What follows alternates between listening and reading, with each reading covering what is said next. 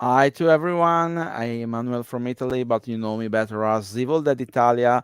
This is our second live stream related to the world of Dynamite comics.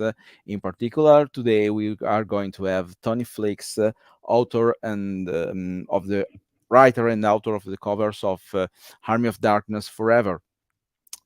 Before starting the live itself, we are going to make a little shout out related to a crowdfunding campaign that Scott Duval and Vincenzo Federici are going to have in relationship to a new comics they are promoting. The comics is called Going Green. I'm going to show you the page of the campaign itself. Just a moment.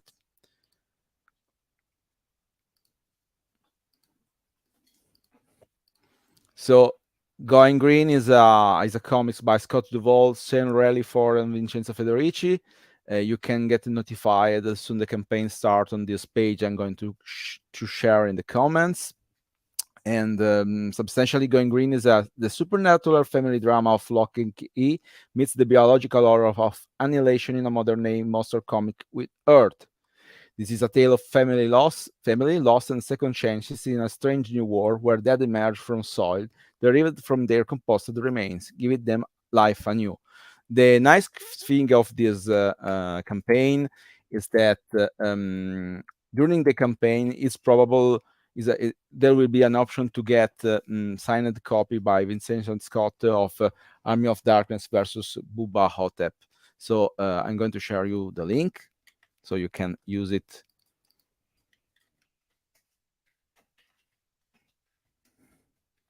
if you are interested in it. Okay, just shared it. So just a moment, because I have a cat that is trying to destroy my television, but everything is okay. It's just issue is during live streaming. So without any further ado, I'm going to present my co-host Michael Ebert. Hello, Hi, Mike. How are Emanuele. you? Not bad. How are you? I'm pretty fine. Here in Italy, it's 11 past half 11 in the evening, and but I'm pretty sure that in Australia is a very different time, right? Yeah, about 7 o'clock in the morning here. So sun's just come up. That's great. Yes. That's great. So before presenting Tony, I would like to ask you if you can do a little bit of let's say summary of your involvement with this live and why you are here. I mean, not everyone know you, so Oh, sure, so sure, sure. Well, I'm Michael, or my friends call me Spud. I run the page Army of Darkness and Evil Dead Comics. Been doing that for about a year now. And yeah, loving that. We've got quite a few followers after this time. So it's been great. I reached out to Tony Fleecs, the author of the upcoming series Army of Darkness Forever, which is coming. The first issue comes out next month. Tony agreed to have a chat with us today about this new series. I do have a little information. So the series celebrates the 30th anniversary of the Army of Darkness film. It's coming out along with the hardcover release of the film adaptation that came out in the early 90s that was done by Sam Raimi, and John Bolton did the art in that one. They're also releasing a new trading card set and a board game as well. So that's interesting and something to keep an eye out for. yeah, it's a great time to be an Army of Darkness or the Evil Dead franchise fan. And Absolutely.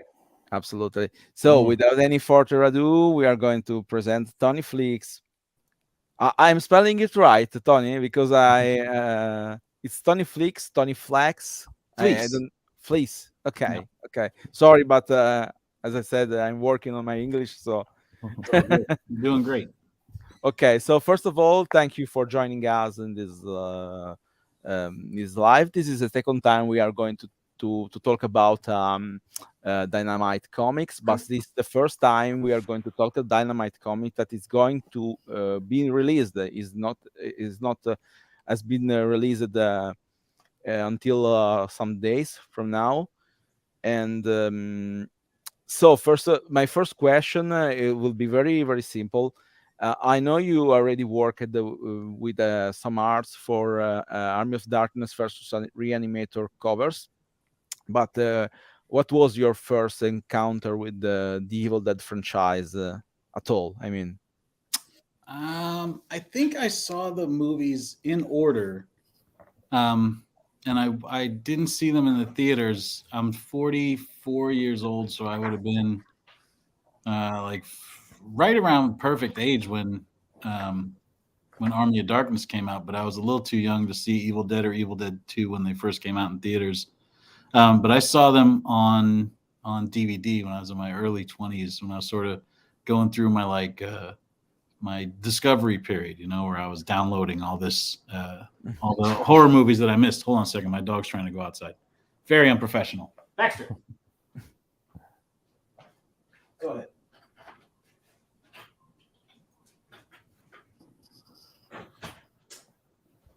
So yeah, I saw them on DVD, and I saw the director's cut ending that we're sort of jumping off of in this book. Just immediately after I saw the original Army of Darkness. So it's always sort of been like a part of it for me. That's great. That's great. So, Mike, can you introduce a little bit Tony has a great, let's say, credit, a big bio, a nice bio. Can you introduce a little bit the Tony career before? I mean, we can ask even to him too, but it's nicer if we present him, let's say, before starting. I want to see what you're not sure. Sure. So a little bit of info on Tony. He is the writer and artist of In My Lifetime, an autobiographical comic book, first published in 2006, which was a critical success. You've also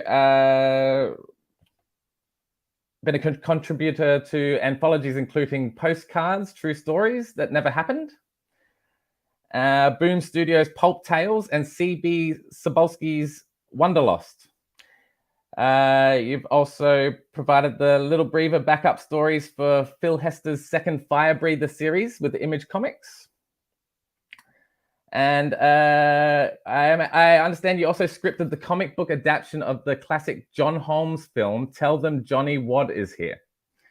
Widely regarded as the first comic book based on a porno not to be completely awful.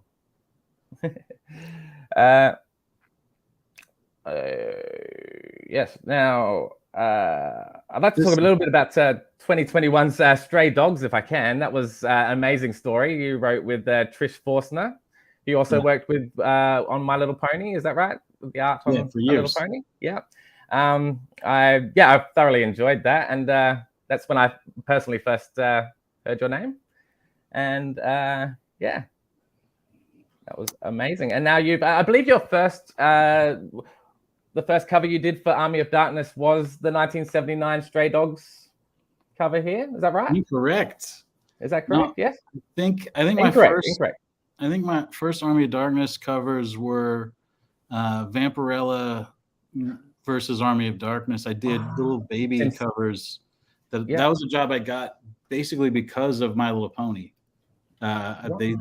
Scotty Young was doing very popular baby covers for Marvel, and Dynamite hit me up and said, like, could you do something like that for our books? And I was like, for sure, I can do that. And then is that one? I'm going to share it. Is this one? Did you find one? I suppose, yes. Yeah, that's it. This one?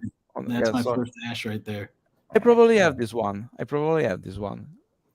And so that's the first, because you see, like, that cover is basically like a cute version of the Army of Darkness poster, where it's got Castle Candor back there and the Deadites crawling up. So that's like the first time I did that. And then that Stray Dogs cover, Spud, that you showed was the second one. And then I did sort of like the Army of Darkness Forever version of it. So yeah, I really This one is maybe just a moment. I'm going to share this one. This one maybe is yeah, is yeah, this is still that yours. one. Yeah, Okay, and there is another one, right? You said probably this one. I think there's like It's 5. arriving. It's arriving. No, I lost it. Sorry. Had it and you lost it.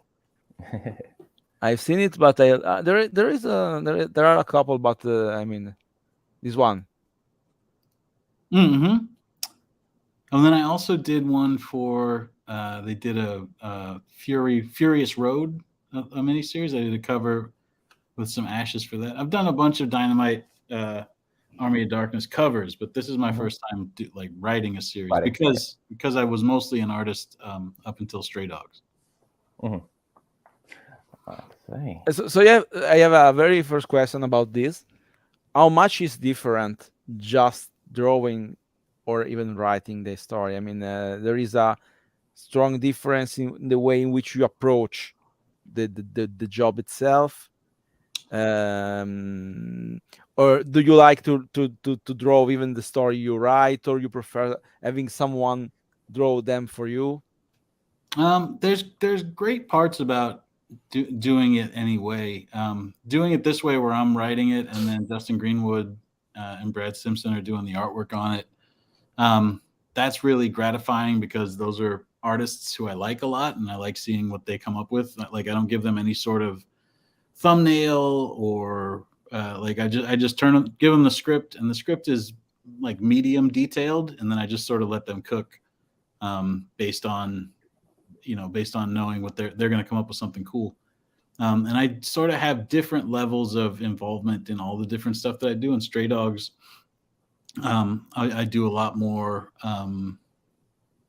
Like I do like thumbnails for that book, so like I'm a lot more involved in what the storytelling is going to be panel to panel. And then, but this book where I'm just writing it is sort of fun because I can really just knuckle down and get all the way into the writing of it, where I'm only focused on that part of it, and that's interesting. That's fun. Excellent. Oh, and I draw covers. I guess I have to draw once a month. I have to pull out my Come up with pencil. a cover. Yeah, excellent. And did you get to choose, Justin, to do your pencils? Yeah, actually, this book has been. I sort of took this gig because I had done. I had worked in licensed comics for years as an artist, and then I had done creator-owned work as a writer. And I was like, well, let me see what it's like to write licensed comics and see what that's like with the property that I really love. But this book has been a lot like a creator-owned book, and just in that I've had a lot of freedom.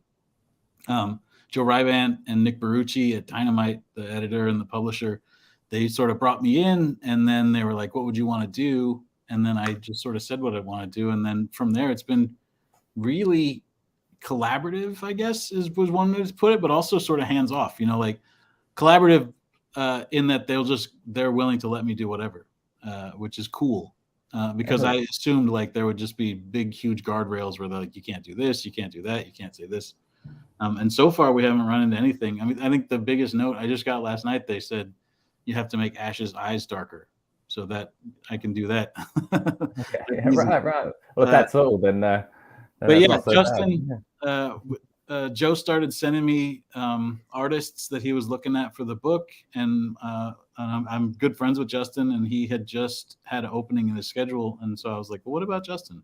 Like I thought it would be a cool look for this book, and sort of like in keeping with the vibe that I was going to do. I knew that his style would match up very nicely with it, so I suggested him, and then he jumped on.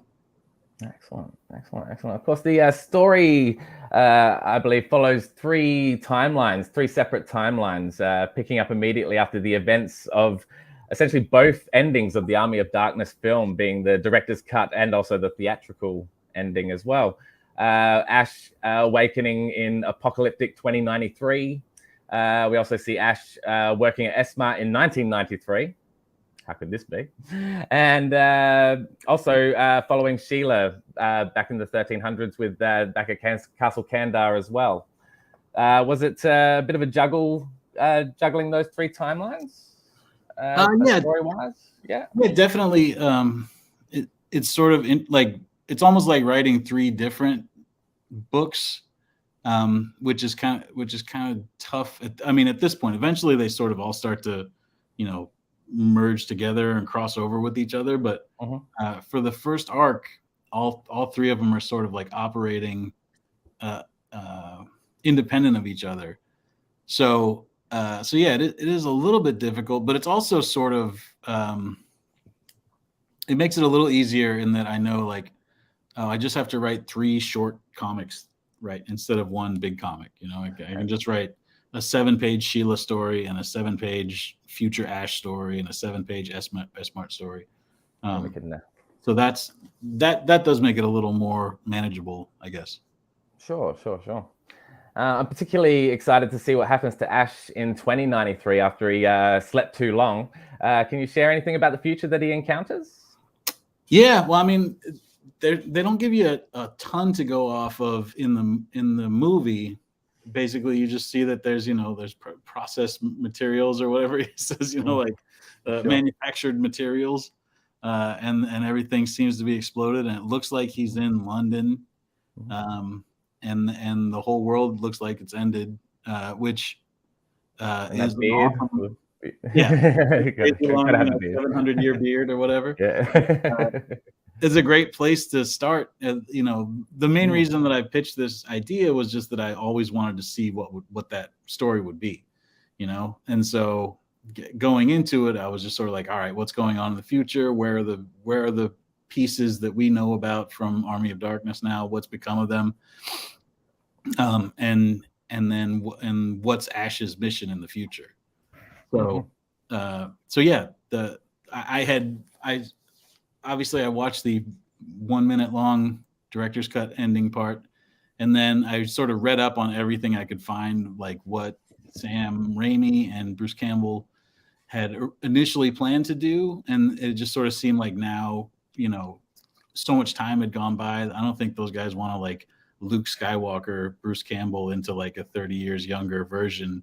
So I felt sort of okay doing like, all right, well, if they're not going to be able to do it, let's do it here, So yeah, Ash is on a mission in the 100 years in the future timeline, and he's, as always, sort of reluctant, and just sort of like unimpressed with the wonders that he encounters. Like he's running into crazy things, and he's just sort of like, oh, fine, this is just more bullshit for me to deal with. Just needs a break at this point, doesn't he? Yeah. Yeah. Excellent. Great. Did you have any other questions, Emanuele, about Army of Darkness Forever in particular? Otherwise, I was going to ask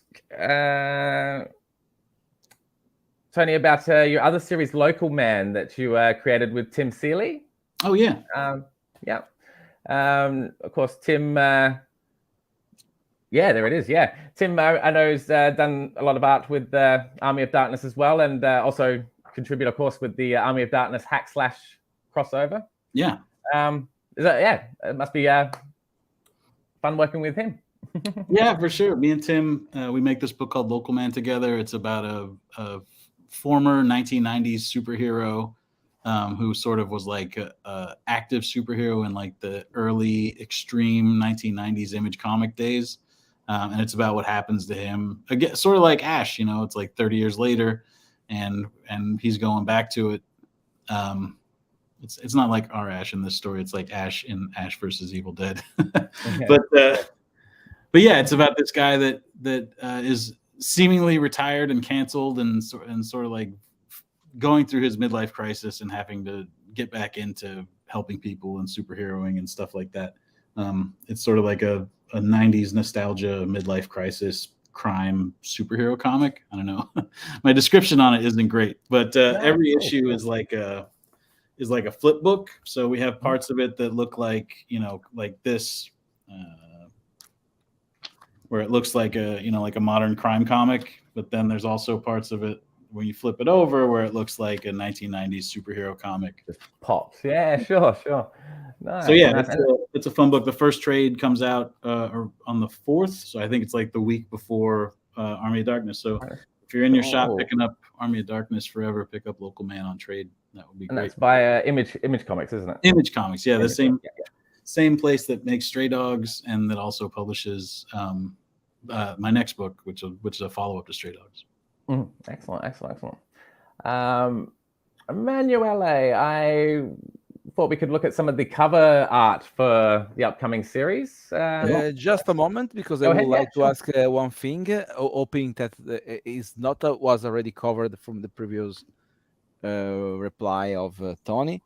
The question is this one: how much is Eevee to handle such a legacy? I mean, you had, let's say, a movie that is a cult. It has, it's going to make its 30th anniversary. A TV series comes out. Oh, sorry, just a moment. My cat is destroying everything. Okay. As a TV series just come out covering some, let's say, part of the sequel in some way. So the question is, how much is Eevee to handle this kind of material? What is your sensation, your responsibility? How much you feel the pain to have The heavy responsibility. such a duty? Let's say. For sure, yeah, it's a big responsibility, and I'm sort of making it my. Even though it, like I said, they've been pretty hands off. The publisher and the licensor, MGM, has the Army of Darkness license, and they sort of read through the scripts and the and look at the artwork and the outlines and stuff, and like I said, they've been pretty cool so far, just letting me do whatever. But I feel like a personal responsibility, just as a fan of the movies and of the TV show and of the remakes. Like, Dynamite only has the license for Army of Darkness. Like, you guys know already, I'm sure. But every different Evil Dead movie is like a different licensor. So, so we only have the Army of Darkness that we can work with. And inside of that, there's that flashback to Evil Dead 2, so we can sort of use that like little bit of Cabin in the Woods business from Evil Dead 2. But basically, it's just only Army of Darkness. However, as a fan and as somebody who would get annoyed if this book came out and contradicted something in Ash versus Evil Dead, or in any of the other movies, I'm writing it in such a way that it fits in with everything, where it may not necessarily make direct reference to events from the first movie or the second movie. It does just fit in where it happens after here, and then it happens before, Ash versus Evil Dead starts, basically. So that's great. That's a responsibility that I feel too. And then just like a responsibility to the tone of it, keeping it in the tone of Army of Darkness, and basically just in the tone of Evil Dead, as in aggregate, which is sort of like each of them has a real different vibe, and so I'm sort of like figuring out where this one sits within that, where I feel like Army of Darkness is sort of like the adventure movie one, and Evil Dead 2 is like the disgusting horror but comedy one. One's like just hardcore horror. And so this one, I feel I'm trying to make sure it sits nicely in the middle of all that. In the middle, a nice blend. Yeah. Just a moment, I'm coming back in a second. Just a moment. Okay. No problem. Sure. Fitting that tone, of course, with Ash's eyes being darker. Very important. Yeah, absolutely. Well, I guess. The cat. Hello. As I said before the live, I have something like 4 cats at home, and this is a kitty, and it's like it love to handle with the cords and eat stuff and trying to destroy my television. So I have to capture him before doing any damage. I got my guy over here. You can understand me, yeah? Nice. This is the difference between one kitty and another one that has 10 years. You can see it's something like a statue. I have other 3, but they are substantially like statues. But this one is very is very mad. before continuing, there is a question from Janelle. You have already replied in a sort of way before, just to reply to her. Will there be new characters, so we will see familiar faces in your new comics? Almost entirely familiar faces. Like, this is a sequel in that you're going to get follow-ups on everybody from Army of Darkness, where they are afterwards, or how they fit into this new timeline, or ways like that. Surprising ways, hopefully. There's a major new character in at the end of issue 6, which we're working on right now. But up until then, I think it's almost entirely just characters from Army of Darkness. So it's, like we said before, it's Ash in the far-flung future with the long beard. It's Sheila in medieval times. It's Ash in S-Mart in 1993. But then we also have, like, small side characters like Jenny, the girl from Wedding Singer, who's Hail to the King baby at the end of the movie, and Ted. And Ted's in there. And then, like Lord Arthur and Henry the Red and the Wise Man and like all these characters. And then also in the future, we get, sort of like cool robots and droids and all kinds of stuff. Hey, who's this? Hey. Whoa, is that the famous Tony Fleecs? What a day. Yes, a surprise here. I added you as soon as I seen you, because I was worried. I don't know if you can see the fact we are going ahead, and so I prefer to add you. So welcome. We have here Justin Greenwood. Greenwood, yeah. Is the one drawing the story, illustrating the story from Army of Darkness Forever. And nice to have you here. Thank you for joining us, even with not so much notice before.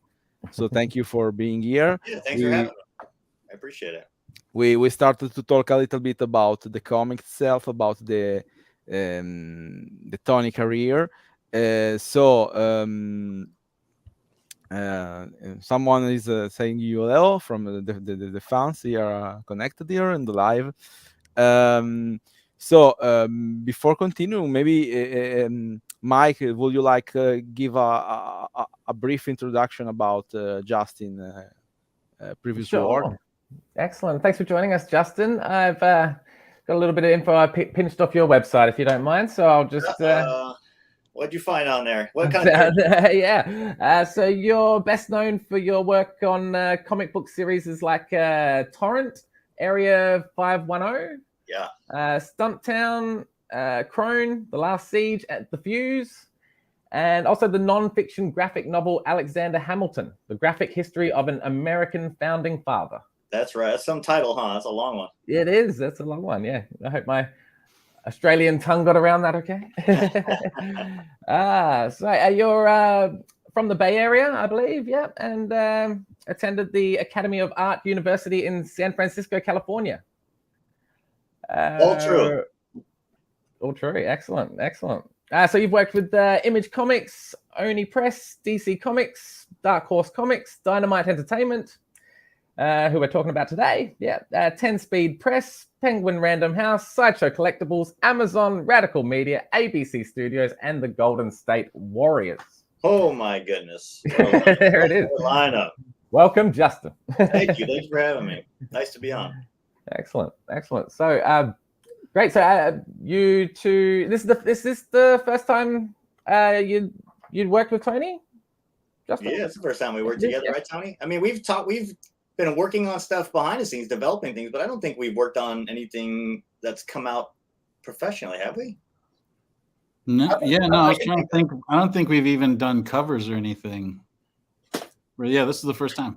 Yeah, we've talked about doing something for a long time. There's just the timing and just there's a lot of, I don't know, comics is a crazy world. Everybody's so busy. You're trying to, even when you want to do something, working it into your schedule could be challenging for both of us. But luckily this project came along at just the right time, and it's a thing we were both really excited about, so it just worked out perfectly. Excellent. And great. So it's a long distance working relationship, is it, or do you get together and talk about it as well, or? Long distance. Well, I mean, we're both in California, but Both in Justin's up in California, the Bay Area. Yeah. But like when we first talked about working on this, he was down here visiting. He was doing a signing for Torrent at a local shop down here, and so we sort of like the seed of this thing was planted down here in LA. But yeah, we get together more than I get together with some collaborators. But on the working together part, on the process, Justin's in his studio up in Folsom, and I'm down here in my studio in Van Nuys. Also, Tony does so much globetrotting. I feel like I've seen him like a bit in the last 4 or 5 months, which is nice. It's a nice treat to actually be able to hang out with your collaborators, you know? Yeah. And we're also about to do a spooky season Halloween signing tour at the end of this month up in Northern California. We're going to do 3 shops, Cape and Cal Comics and both Zeppelin Comics locations. And we're doing a Berkeley Library convention on like the 27th through the 29th. So NorCal residents are going to get their real Army of Darkness comics fill here at the end of this month. Cool and jealous. Very good. Excellent. Cool. Great. So what are you working on, Justin? Is there anything you can share with us at the moment? Or I am just starting to break down issue 5 of Army of Darkness. Cool. Okay. I can't share anything from that, but I will say, I mean, you guys have already talked about you've introduced the series already, huh, Tony? A little bit, but tell them, to share your truth. Well, let's see now. My truth. Oh, it's such a big question. No, I'm kidding. The issue 5, I'm just at the startup, but we have 4 done already. And at this point, we're starting to get colors for 3 and 4, and it's just exciting to see this stuff coming together. Comics, it's like a process. It just takes there's so many pieces. Like I'll get a script, and then there's a long period where I'm breaking it down mentally, and then I do the line art. By the time I see a finished issue, it's almost like a brand new thing to me again. So I was just looking through the proof of number 2 before I got on, and just thinking like, man, this is crazy. This book's really coming together. It looks awesome. Well, it's had such a long lead time too. I feel like I've been working on this thing for forever. And then you've been on since like February, right? Or like early this year. Yeah. Yeah. It's weird how fast it is. And yet at the same time, you look back and think like, man, because in my mind, I just started and I'm already in the 5th issue, but it still feels like when I look back and realize how long it's been a lot of time's passed. Yeah. I think you just get in. Time's moving lately, isn't it? Yeah. You start working on a project like this, especially Army of Darkness, where you're watching the movies and you're kind of really going deep and really thinking about it, you really fall in. And then all of a sudden, when you're on the other side of it, you're just like, oh my God, a lot of time has passed where I've just been lost in this world. But what a world to get lost in. It's crazy, It's good that you're given that time and flexibility, and it's not a rushed process, I guess, from above, from the publisher or anything like that. It's not It's weirdly unrushed. Justin said the other day that nobody's ever told him a deadline or anything. He just I don't recall ever getting a deadline, honestly. It's just that in order to get this book, well, part of it is momentum, right? Because once you're telling a story and you're into that mix, it's the excitement is continuing to do it and jumping in. But usually it is more deadline driven. I think I'm more driven by the fact that I have stuff to do after it too. So it's just like it's a hustle. Comics is a constant hustle. But when you love it, it's just so much fun. You don't mind it at all. And that's how this project's been for sure. But yeah, I don't think to this moment, I don't even know when the stuff I'm working on is due necessarily. I just know, but I'll get it done because I'm hard to work at it, Oh, great. You'll probably do your best work under those circumstances. Yeah. That's great. Absolutely. Excellent. Tony, you let slip that you were doing a bit of work on issue 6. Now, the more recent series under Dynamite have been usually in 5-issue run of late, the last few. So you mentioned an issue 6 there. So do you know how many we might be looking at this series? Well, it's what we're hoping for is 12. Oh, fantastic.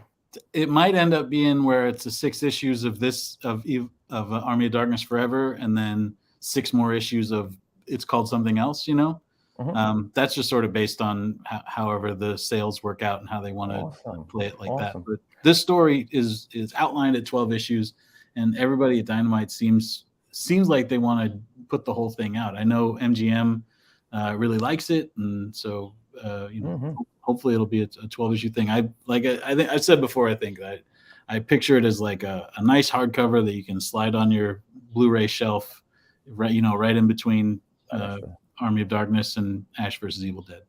Excellent. That's Beautiful. great. Beautiful. Yeah. I have a technical question. Watching Justin desk, you have to know that my dad is a comic illustrator too. Oh, that's cool. He worked for Bonelli Editore, Italian editor, Nice. Martinistar Comics in the 90s.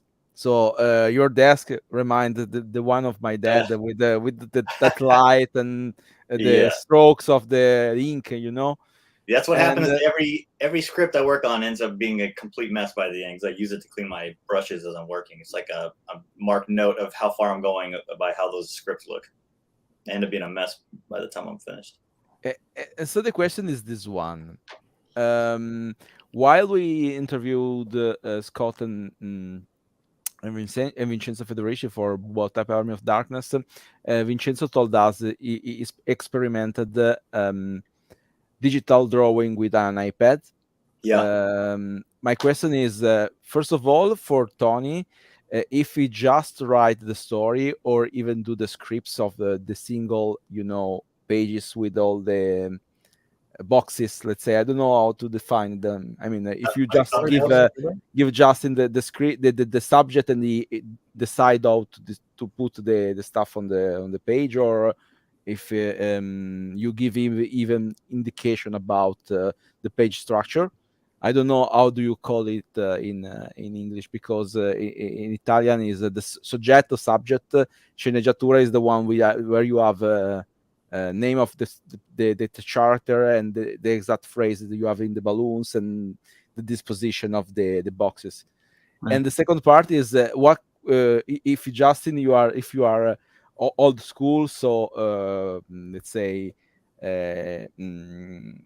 painting on let's say on sheet, or just using digital too.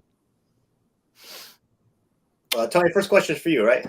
Oh, well, yeah, I do a full script is what we call it out here, I think, where it says how many panels there are on a page and what's in every panel and what they say in the panels. And I just do that because I could easily give Justin just a script like a play that just had the dialogue and like a description of what happens in the scene, and he could easily break it down because he's an excellent storyteller.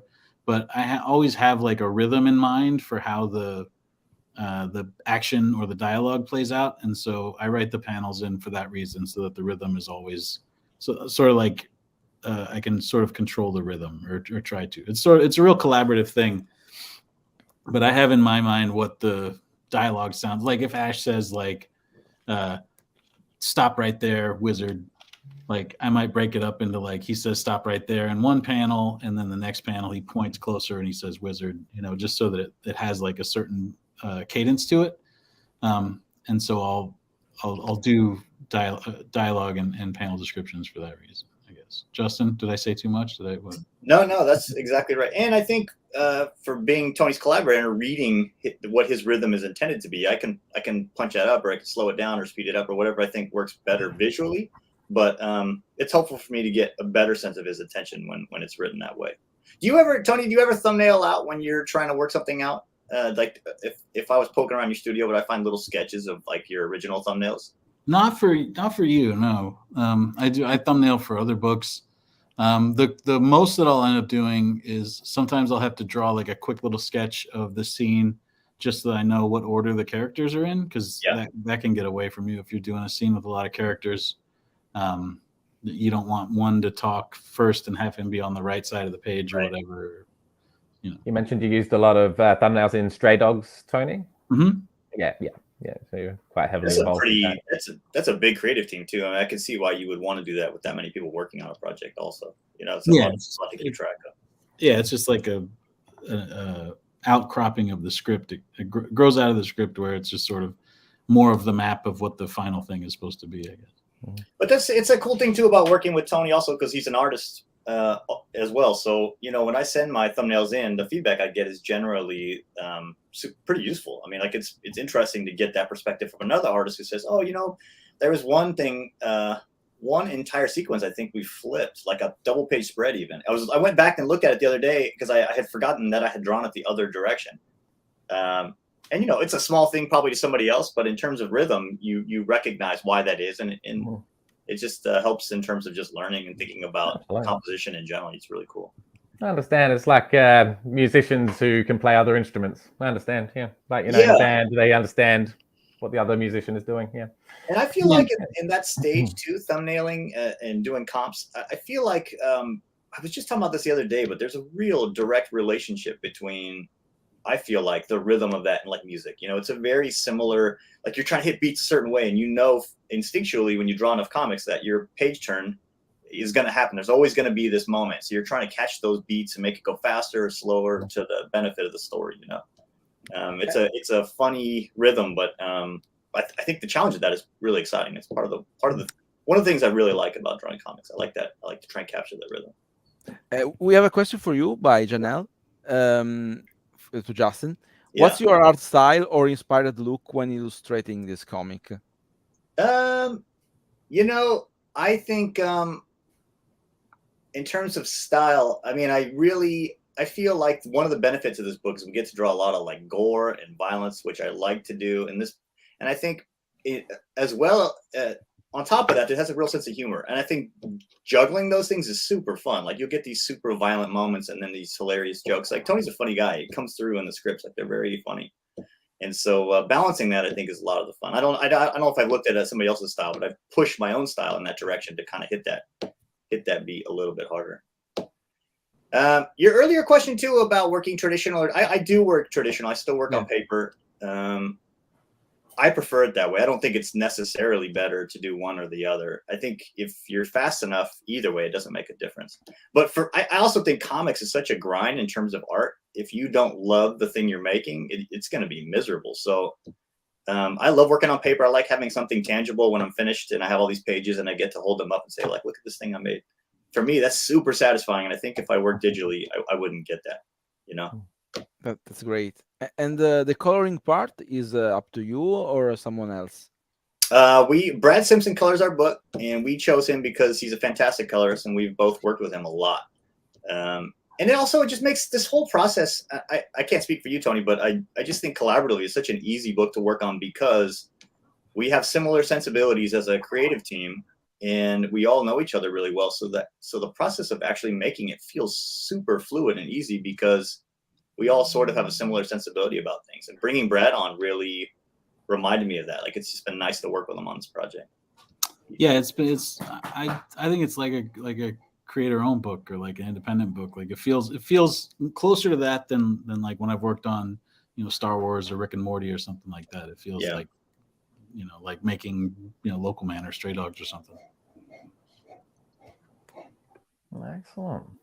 Well, I'd like to look at some of the covers and if we can, for Army of Darkness Forever. Yeah. I do have a little reel here, if I can, of the first 3 covers that are coming out. But firstly, our covers are.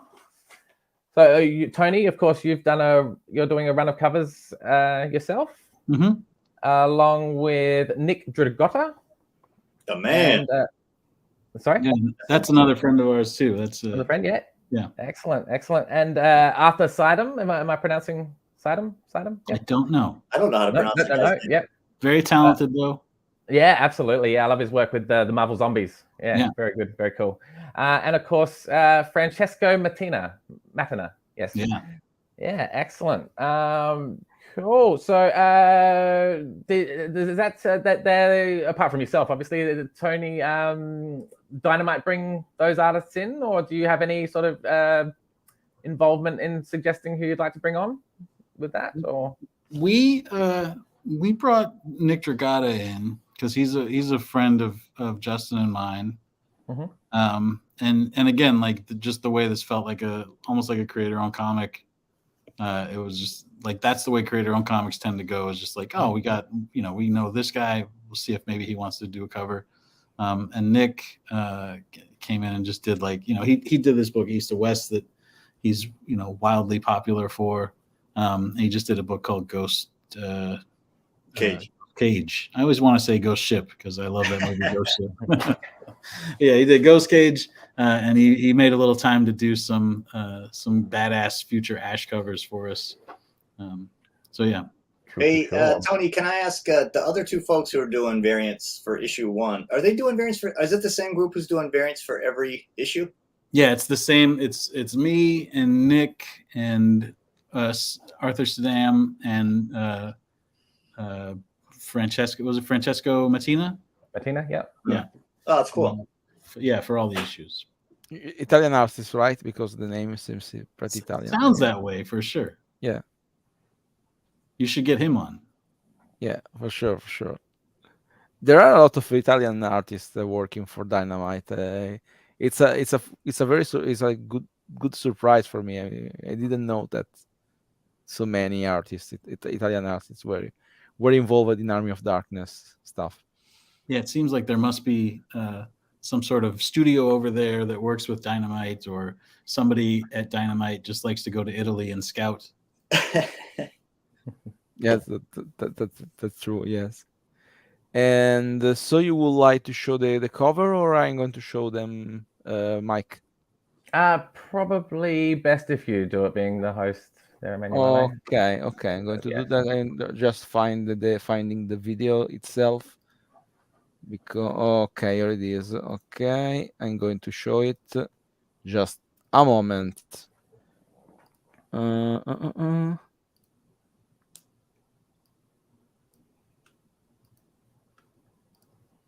Okay, here it is. I'm going to put it full screen so people can see it better. Oh, nice. I never find the button. Okay, here it is.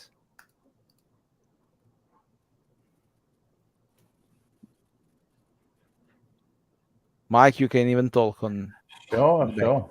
That's Tony, the one where I have to darken those eyes right there. As you can see, it looks like he has very light eyes. Sure. So that was where the feedback came from. Yeah. We got Francesco here. Yeah, this is cool. I don't know how many that I've seen all these. This is neat. I've seen Tony's for sure because we pass them back and forth. But these are A covers by Francesco. Yeah, Francesco does a really cool, moody set of covers. That number 3 is disgusting. Neat. Yeah. Arthur here. Might recognize this style from the Marvel Zombies, and even Army of Darkness Marvel Zombies as well. That's a great image. Yeah, there's a zombie version of that first one too that I think is like an incentive or something, where there's zombified Ash. Yeah, got one on order myself. Here we go. Your mate Nick. Nick does such cool robots on this one. Yeah, his tech is cool. Yeah, there's a Sheila piece. Neat. Well, this guy. So Justin found some online on the Bleeding Cool website. They shared some couple of unleaded preview pages. So I share those as well. Bit of your work as well. Those first couple should be real familiar because we do a catch up, like a recap section of the book where we're sort of like recapping the movie for people, for whoever might be reading this that didn't read or watch the original movie. Mm-hmm. Oh, I never seen these. Tony, you did this is for the previous series? For the series before, yeah. Before you came on, I was giving them my history with Army of Dark. I've done probably like 10 or 15, maybe closer to 10 at this point. It turns out this slideshow's quite incomplete. It turns out. You've done a great job. Don't beat yourself. Who is Reanimator? I feel like I've seen that name in pop culture, but I don't know that character. You know the Reanimator? No, I don't think so. Is it an 80s like a horror movie or something? Yeah, it's an 80s horror movie, but it's a Lovecraft character, like from Lovecraft books. And then in the 80s, Stuart Gordon made this movie, The Reanimator, that's sort of like a classic zombie 80s movie. And the guy, what's the guy's name that plays him? He's in Star Trek too.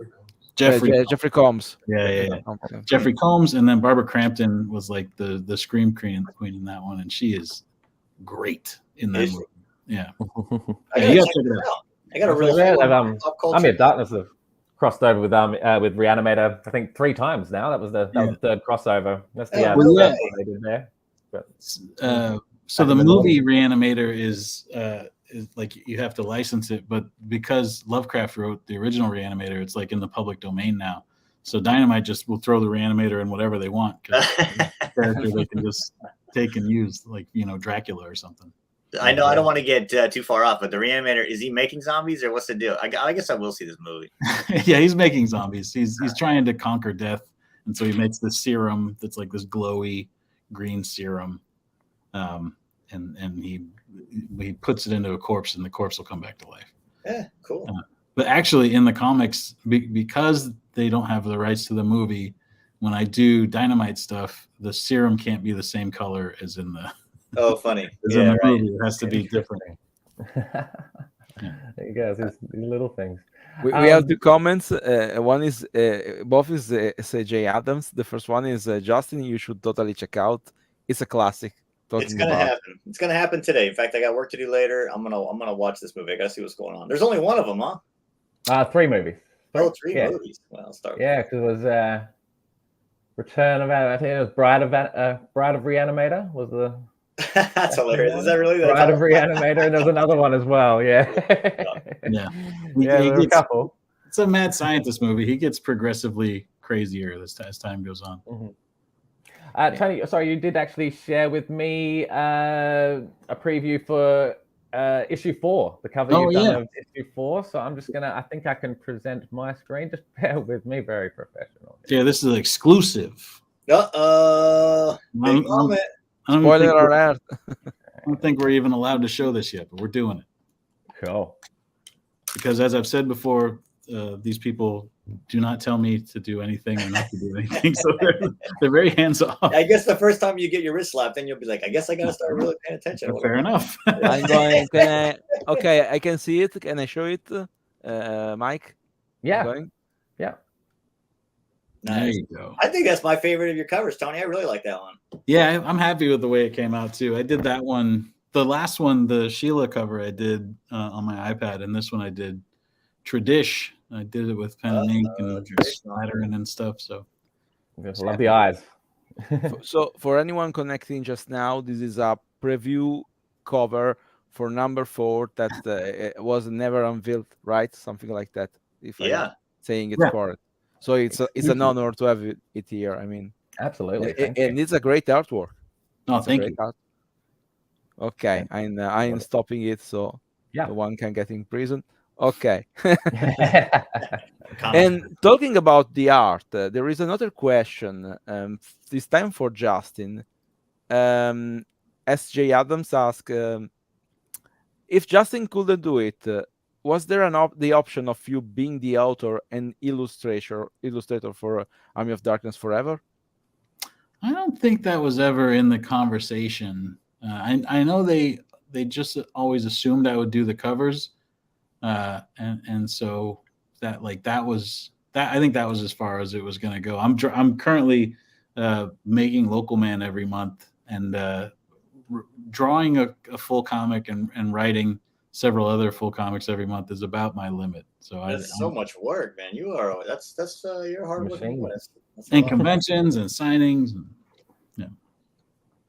So we never discussed it. I always sort of had an idea of what I wanted the book to be like. And so when Justin had an opening in his schedule, it was perfect because that's basically what I wanted it to look like. Sweet. Great. Awesome. Great. That's great. Awesome. Cool. Well, I only wanted to know about the My Little Pony Army of Darkness crossover. When are we going to see that? When's that happening? They play it pretty tight with those crossovers, the ponies. They crossed them over with the Transformers, and I think that's about it. As close as you can get with pony crossovers is sometimes they'll have the ponies show up in like another movie, like they're in Transformers the movie, or they're watching ponies in Spring Breakers. I remember. So I think it's more likely that a pony might show up in the background of Army of Darkness than them actually crossing over into the same world. The whole coming across the Necronomicon themselves, you know. Yeah, Yeah, sure. too much magic involved, and I would want ponies to see what's going on. However, I remember one Little Ponies comics in which there are a lot of cameo from horror movies. There was Pennywise from it, and there even was a possessed pony that it was like Mia from Evil Dead 2013, coming out from the cellar. So there was already some kind of mixing up of this stuff. Yeah, my buddy Andy, who draws the ponies, is also a big horror fan. So he throws in a lot of horror Easter eggs into the pony comics all the time. That's great. I love that. Yeah. Real cool. Yeah. Excellent. Well, so issue 1 is available October 11th, and we're having, I imagine, the next 2 issues after that have been solicited as well for November and December. So we can hopefully expect to see 1 a month until the end there. Yeah. Hopefully we'll see 1 a month until the very end at 12. Like you heard us say, we're way ahead here. Justin's working on issue 5 right now, so there won't be delays. It's gonna just gonna keep coming out. If you're here this long, I bet you're gonna check it out. But if you need convincing, it's a sequel to the original Army of Darkness ending and the regular Army of Darkness ending. It's sort of like just what happens next. If you've got the Army of Darkness DVD and you're like, what happens right after that? This is what happens right after that. And it's got surprises, and it's way out there in the same way that Army of Darkness was way out there when compared to Evil Dead 2. So hopefully people who are watching twists and turns there as well. Yeah, for sure. For sure. And regarding the fact that this will be a sequel, and you already know the number of issue. Can you tell us if the story is set up in a way that there could be a continuation of this after the 12 issues, or it's a self-contained, self-closing story? I think it's self-contained. It's gonna, you basically just, you should buy all the Army of Darkness comics, but if you only want to read this one, this is all you need. You got the movie, and you check out these 12 issues, and that should give you the whole deal, as far as I'm concerned. I know they're planning on doing more stuff. I think they're gonna go and do some more crossovers after this one. So this one will be the one that's the sequel, and then whatever they end up doing after this. Like I was talking to the editor at Baltimore Comic-Con recently, and he was talking about getting in there, and he said it's been a little while since they did any sort of crazy crossovers. So keep an eye out. Maybe they'll do the My Little Pony. Who knows? Hey, you never know. That'd be amazing. Okay, so this even reply to this question by Jedediah that asked that any future Army of Darkness books coming after this series, but you fulfilled this question with this. I got you, Jedediah. I saw you in the comments, and I got you. All right, Tony, cool. will you end up continuing to write Army of Darkness stuff? Is that something you guys have been talking about? We talked a little bit about what I might do as a crossover, but I feel like by the time I get to the end of this 12, I'm probably going to have said what I've got to say for a little bit. I might hang back and then come back around when I've got something new to say.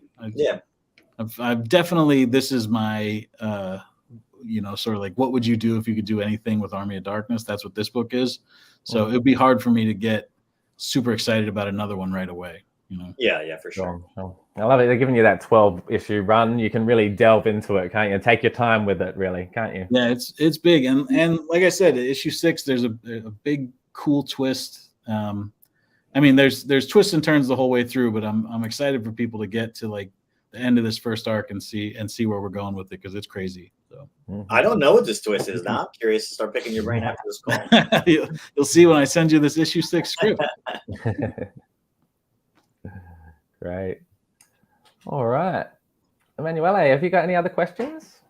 No, I think we covered it a lot. I Yeah. mean, we covered a lot of doubt the question even from the audience. That was great. This was a very well participated live stream, the most participated until now, I suppose. So thank you for anyone who's following this live, because it's helpful having even questions from the audience. In particular when you have some cool guests like Tony and Justin that are like to reply to your question, and they have even very cool answer for your question. Absolutely. And Crowd participation. Very good. This one's been cool. Let's do it again after a few of the issues have come out, and that way we can actually talk about what's going on in the story. Yeah, That because would be obviously you are genuinely fans. I'm looking around your little setups there. Clearly, you're that Army of Darkness fans. Hey, do you haven't read the first issue? They didn't get a like advanced copy or anything of the first issue. I sent Spud a copy of the first issue, and I said, "Hey, don't share this around." And then he thought I meant don't even share it with anybody else on the show. So half of them have read the first issue. Sorry, Emanuele. Well, I'll be looking forward to know what you think about the book when you guys read. That'd be cool. Excellent. Yeah. So far, so good. I think it's amazing. It was a real page turner, and cool. Yeah, absolutely. Especially at end of issue 1. Very exciting. Very cool. Thanks. Yes, now I'm very curious, and I hope. Usually here in Italy is always a problem, because when something from US or UK comes out, we need to wait some kind of import, and usually with the US stuff is harder. There is the Dynamite application, but I not using from a lot of time. I don't know if anything is there. So I'm going to go to give a look to that, because I like to read stuff when it's come out, even if I'm let's say I have this fetishism of physical stuff. So probably I'm going to get. I don't know if I'm going to wait. Usually Dynamite make the single issues, and then at the end publish a single volume. Usually I get the single volume, but maybe with this one I could do exception, because I like all the alternative arts that Mike show us, and I think they are very, very cool. Very cool. Well, I'll tell you what, I'll send you PDFs if you like, if that'll make things easier for you as well. Oh, thank you. I will be very happy. I mean, you have my mail address, so you can do freely. And that goes for everybody watching. I'll just send you PDFs. You don't have to buy this thing. I'll send it to you in the email. Thank you very much. Thank you very much. My cat tell you thanks for me, because he's eating my hand, so I cannot do this. I'll send the cat a PDF. I don't care. I'm just giving them. Thank you very much. Now, we're fortunate in Australia. We get everything about 2-3 days after the States. So I don't have to wait long at all. I should have it by the 13th, I reckon, issue 1. So. Cool. Oh, that's cool. Yeah. Awesome. So not long to get across the Pacific. I don't know, Diamond, do they take a long time to collect the trade too? I mean, every publisher feels a little different. This is my first time working with Dynamite. It depends. They'll solicit it pretty quickly after the series finishes, but then there can be delays. For example, they did a crossover event called Dynamite Lives, which was not only Ash, but you had Vampirella, Red Sonja, a few other characters in there as well. That series was from 2021. The trade paperback was announced early last year, and that released a couple of weeks ago. Oh, that's a long time. Several delays, yeah. So it took about nearly over 18 months for that one to come out. Wow. Reanimator Necronomicon's Rising, that comes out in November. And that's been delayed a few times as well. Hopefully this one comes out faster. I'll see what I can do. I'll talk to these guys. Cool. Yeah. That was originally meant to come out a little while ago, but I think, you just see delays here and there. It can be unpredictable. Yeah, I'll go shake the trees and see what's up. Excellent.